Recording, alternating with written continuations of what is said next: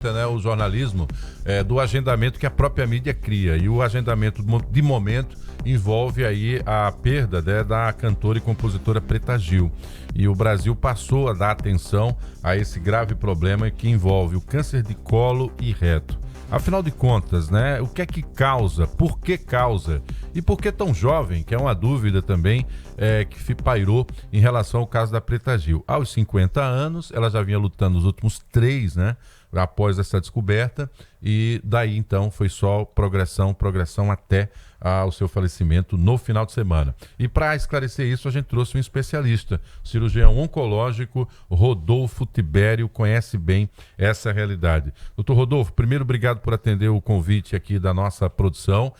O assunto é sério e só ganhou mais notoriedade agora em função da repercussão do caso da Preta Gil, mas o que é essencial dizer para quem nos acompanha a partir de agora? É verdade que tem se tornado mais comum os diagnósticos de câncer de colo e reto no Brasil? Bom dia. Bom dia.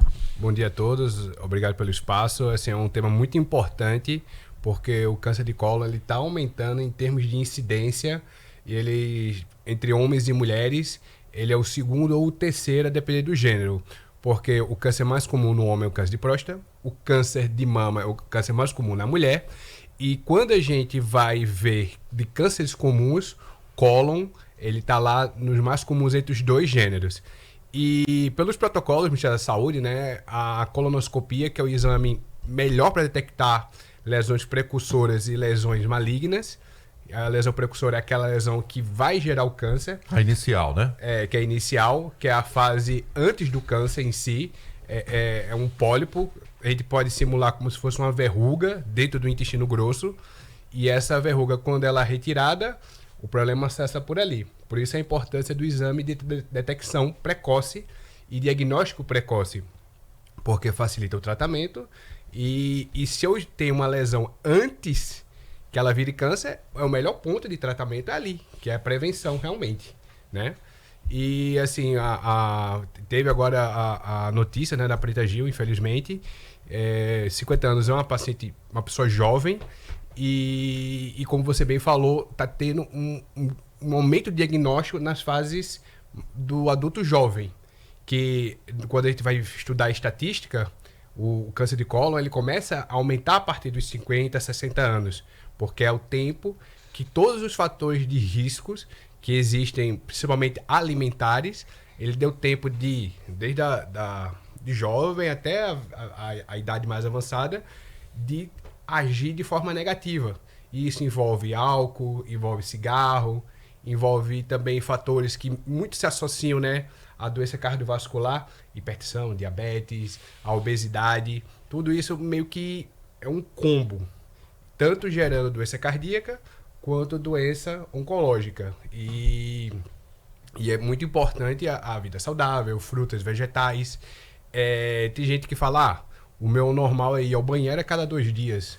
O ideal é ir diariamente. Era isso que eu ia perguntar. A constipação crônica, ela é sinal de alerta? Ela pode levar a A gente fica falando constipação, mas é a prisão de ventre, né? A prisão de ventre. Falar popular para todo mundo entender ela logo aí. Ela pode ser fator de risco para o câncer coloretal? Então, assim, o que a gente tem que entender, né? A constipação sim é um fator de risco, porque se eu tenho um trânsito lento e naquele bolo fecal ele tem agentes que vão inflamar o intestino de forma crônica, quanto mais lento ele passa, mais tempo ele tem de agir na parede do intestino. E isso alterar DNA, surgir um pólipo. Esse pólipo ele tem um nome específico, né? Um pólipo que é do tipo adenoma, é o que tem maior chance de virar câncer. E esse alteração de DNA, né, que é a estrutura da célula, né, a célula veio do DNA, ela muta, e essa mutação começa a se perpetuar. E isso passa e gerando câncer. Então, assim, se eu tenho um trânsito muito lento e agentes ruins, vai inflamar de forma crônica, né, por ter prolongado aquela mucosa do intestino, que é a parte interna, e assim ser deletério a longo prazo. Então, assim, fibras, bastante água. O ideal é 2,5 litros por dia. por pessoa, porque se eu tenho um alimento bem hidratado, ele fica pastoso e ele progride mais fácil. Mas se eu tenho um alimento que não é hidratado, com pouca água, a evolução é ruim e ele... Vou dar um exemplo aqui, grosseiro, mas acontece que é esse que vai fazer talvez você entender com muita clareza, tá? O que acontece em relação a esse tubo digestivo, né? Que é um percurso longo que o alimento faz até ser expelido, né? Dentro de nós. É o mesmo que acontece com tubulação de casas, tá? O setor que mais cria entupimento por exemplo, o da cozinha, porque você lança muita gordura, por exemplo, dentro do encanamento. Sabe o que ocorre? Ele forma uma crosta dentro do percurso até colocar totalmente aquilo para fora da sua casa. Aí um dia dá errado. Você começa a ver, a água está voltando e tal. Você começa a tirar o que vai sair. Sai alimento que tem quase 5 anos, 2 anos, 3 anos, que estava lá preso dentro desse tubo. Quer dizer, ele colado na parede, claro que o PVC não vai sofrer essa ação. Mas o seu estômago, o seu intestino não é PVC. Então, o que vai grudando, os ácidos que o seu organismo produz para eliminar aquilo, vai fazendo com que, no caso das artérias, problema para a pressão.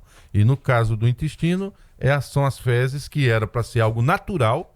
A gente comia fibra, comia fruta depois do almoço, as pessoas no interior, para ajudar na digestão. Hoje a gente come tudo para empantunfar. E aí, resultado, isso em algum momento o corpo cobra. Agora a gente já sabe o que é saudável. Vamos falar o que não é saudável e que está na oferta do dia. Por exemplo, agora, você que está me ouvindo, saiu de casa, já parou num posto de conveniência, pediu lá fritura, algum tipo de fritura matinal, aquela salsicha maravilhosa com aquela cor laranja que seduz os olhos, com um embutido que você não sabe a origem. Isso é saudável ou é ruim para o nosso organismo, doutor? Então, você já lançou e já se respondeu, né? Realmente não é saudável, certo? A OMS, agora recentemente, né, que é a Organização Mundial de Saúde, declarou que salsichas e embutidos é realmente cancerígeno, que no processamento dele, né? Hoje está muito em alta a gente entender o que são os alimentos ultraprocessados. Os alimentos ultraprocessados têm itens que a gente não sabe nem pronunciar. Nessa lista está sendo divulgado salsicha, presunto e até bacon. E a mortadela. E a mortadela. Que até me pega de surpresa o bacon tá aí nessa relação, porque é uma gordura animal, vista como uma gordura boa, saudável. Enfim, o que você tem a dizer, doutor, sobre isso? Então, assim, o bacon me deixou também curioso, porque a fonte é animal. Eu não sei, eu não li a matéria completa, e a respeito do bacon em específico, para saber o que eles estão associando. Eu não sei se o processo de criação, o processo de acondicionamento, o processo de conservação, se tem algum produto ali que está realmente sendo ruim. O fato de processar da salsicha, o mortadela, presunto, realmente aí a gente já tem uma noção mais clara. Mas em relação ao o bacon... é novidade. Eu fiquei surpresa também. O churrasco, mal cozido, né? Como é feito, que é uma coisa que vira. Quando tá bem, vamos fazer churrasco. Aí tá lá, comida fumaçada, queimada, aquelas crostas queimadas, mal passada, e a história da carne vermelha. Tem relação com câncer também? Sim, intestino tem. E reto? A carne vermelha em si, ela tem uma relação direta para associação com câncer de cólon e reto. A gente fala cólon e reto, mas é o intestino grosso como um todo. E realmente tem a carne defumada, o alimento que ganha aquela fumaça, aquela fuligem, produto de combustão. Vem muito produto. Eu vou dizer assim, não é um cigarro diretamente na boca e está respirando, mas simula, né? É estranho ao organismo. E aquilo. O churrasco é uma coisa que é maravilhosa, né? Faz parte do Brasil. Faz parte da nossa natureza. Agora, para a gente voltar e talvez fechar essa conversa, pelo tempo mesmo, porque assunto não falta aqui para a gente render, mas o que se observa, especialmente do câncer coloretal, é a maior incidência em pessoas jovens, abaixo dos 50 anos, até mais abaixo dos 40 anos, tem casos aí relatados. O que pode estar por trás disso? E por que esses cânceres normalmente são mais agressivos nos jovens? A sua pergunta é excelente. Hoje a gente está numa fase da medicina que a gente consegue diagnosticar mais e tem mais acesso à saúde e detecção precoce. Infelizmente, o câncer no jovem, principalmente no intestino grosso, ele costuma ter uma evolução um pouco mais agressiva pela natureza de que gerou ele.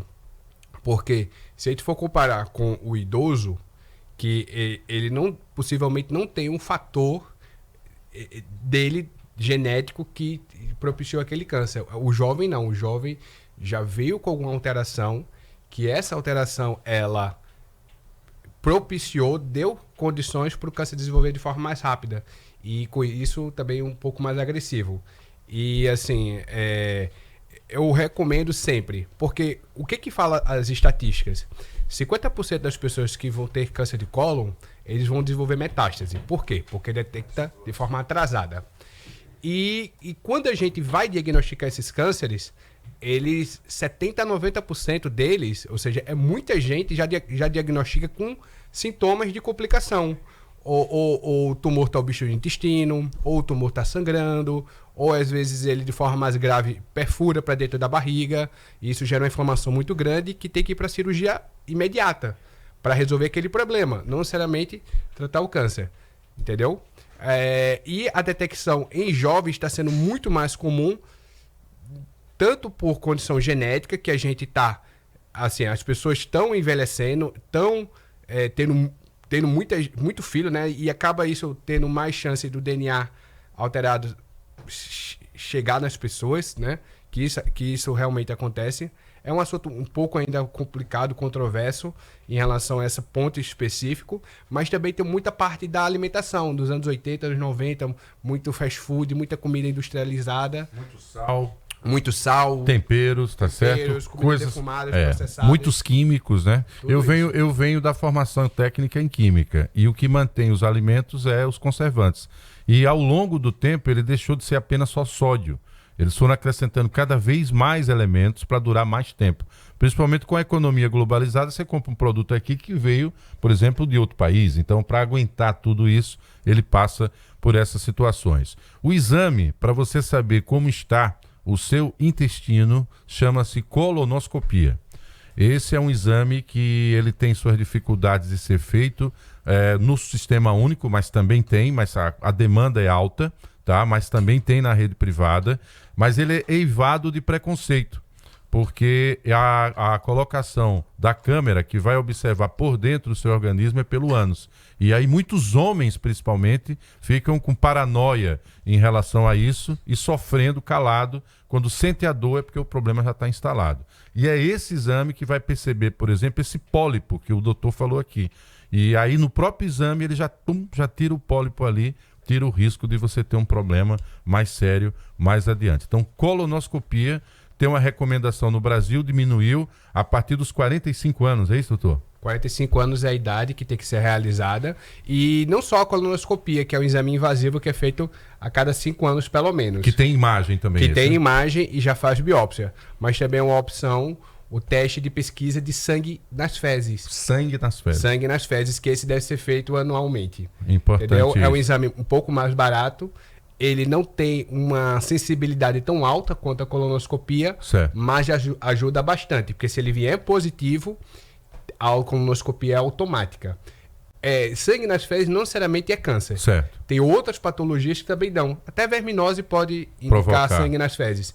Mas é um alerta, né? Alerta, com já certeza. Já indica ali, ó, se no seu exame de fezes deu alguma alteração, já corre ali para o seu médico para poder dar andamento nos outros exames que são recomendados. Esse assunto vai voltar aqui, a gente volta a repetir que trouxe ele à pauta em função da demanda da pauta nacional, mas é um assunto que interessa a você e, claro, como mexe com a sua saúde, a gente voltará a falar. Queria agradecer a presença do Rodolfo Tibério, cirurgião oncológico, hoje falando de câncer de cólon e reto, tá? Obrigado, um dia produtivo, doutor, até a próxima. Essa Obrigada, doutor. última meia hora do Jornal da Mix é um oferecimento de Med Rádios, está com você também para cuidar do seu coração. Na Med Rádios você faz a consulta de prevenção até as cirurgias cardiológicas, angiotomografia de coronárias, ressonância cardíaca, cateterismo, angioplastia, colocação de marca-passo com equipamentos modernos e uma equipe formada nos grandes hospitais de São Paulo.